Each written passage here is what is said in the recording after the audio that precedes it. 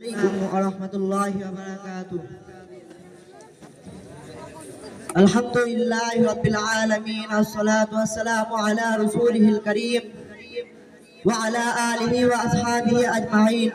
أما بعد، فقد قال الله عز وجل في كلامه المجيد وفرقانه الحميد: والسارق والسارقة فاقطعوا أيديهما جزاء بما كسبا نكالا من الله. وقال رسول الله صلى الله عليه وسلم: ادرعوا الحدود ما استطعتم.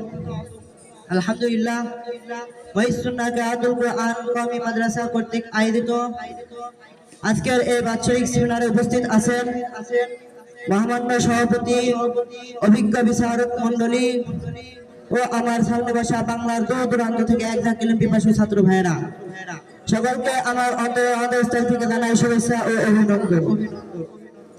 প্রিয় আশিক রাসূল ছাত্র ভাইয়েরা, আমার আজকের আলোচ্য বিষয়ের ব্যাপারে আপনারা সকলে অবগত আছেন, আর তা হচ্ছে মহানবী সাল্লাল্লাহু আলাইহি ওয়াসাল্লাম এর জীবনী। আমি এই বিষয়ের উপর ইনসিল পরিমাণ আলোচনা করার চেষ্টা করব ইনশাআল্লাহ। ভাইরা আমার, আমাদের প্রাণপ্রিয় রাসূল রাহমাতুল লিল আলামিন সাইয়্যিদুল মুরসালিন হযরত মুহাম্মদ মুস্তাফা আহমদ মুস্তাফা মহানবী সাল্লাল্লাহু আলাইহি ওয়াসাল্লাম শুধু একজন নবী বা রাসূল নন, বরং তিনি হচ্ছেন ব্যক্তিগত জীবনে উত্তম চরিত্রের অধিকারী এবং একজন মহান মানুষ। পারিবারিক জীবনে আদর্শ স্বামী,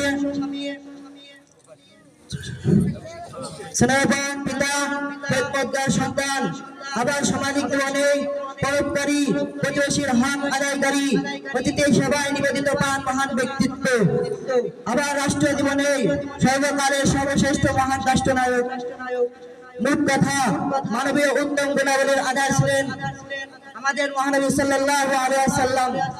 তাই তো আল্লাহ তাআলা পবিত্র কোরআনুল কারীমের মধ্যে সূরা আনআমের 21 নম্বর আয়াতে বলেন, লাকাদ কানা লাকুম ফি রাসূলিল্লাহি উসওয়াতুন হাসানাহ, অর্থাৎ নিশ্চয়ই তোমাদের জন্য আল্লাহর রাসূল মুহাম্মদ সাল্লাল্লাহু আলাইহি ওয়াসাল্লাম এর মধ্যে রয়েছে উত্তম আদর্শ।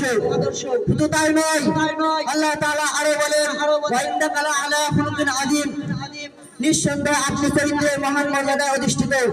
সুপ্রিয় শ্রোতা মণ্ডলী, ভাইয়েরা আমার, বাস্তবিক পক্ষে রাষ্ট্রপ্রধান নাই মহানবী সাল্লাল্লাহু আলাইহি ওয়াসাল্লাম যে অভূতপূর্ব বিচক্ষণতা, চৌকুশ দূরদর্শিতা, অতুলনীয় দক্ষতা আর অনবদ্য আদর্শবাদিতার পরিচয় দিয়েছেন, বিশ্ব ইতিহাসে এর কোনো নজির বা দৃষ্টান্ত খুঁজে পাওয়া যায় না। তাই তো আমরা মহানবী সাল্লাল্লাহু আলাইহি ওয়াসাল্লামকে দেখতে পাই তার রাষ্ট্র পরিচালনা